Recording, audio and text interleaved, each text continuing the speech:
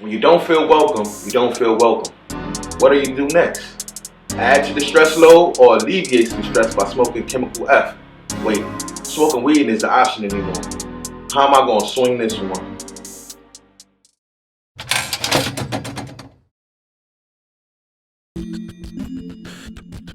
Nobody loves to go to work all the time, but there's a difference between routine workplace hassles and the work environment that stresses you out to the point of illness.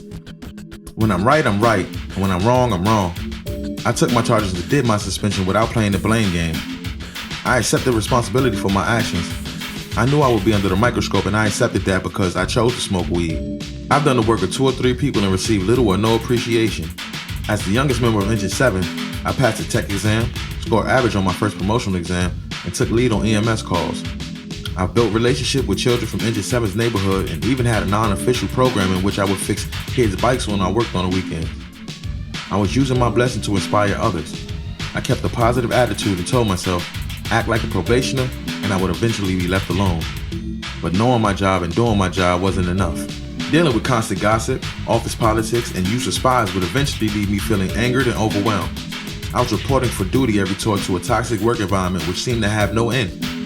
I became hopeless. In November of 2013, after receiving multiple charges from the same chief, I asked him did he have a problem with me. He replied, well, Justin, some people only respond when you take their money away. You should be lucky you have a job. If it were up to me, you wouldn't have a job. I expressed to him that I never caused trouble in the firehouse. I've never had an accident or missed a call. I never received a complaint from civilians or fire department members. I also expressed that I did in fact want to be a firefighter and his actions were prohibiting me to function at my full capacity. This happened upon receiving disciplinary papers for an up-and-coming trial board. I had confirmation that the battalion fire chief didn't have me in his best interest. I was angered by his actions but made it through my 24-hour shift on the ambulance. Soon after our conversation, I would wake up in a depressed state. This was my tipping point. I couldn't go into a new year with this madness on my mind. I became anxious and couldn't endure impending doom. On January 1st, 2014, as I lay in the bed, shivering in an unfinished basement, I shed tears and asked the Lord for forgiveness for what I was about to do.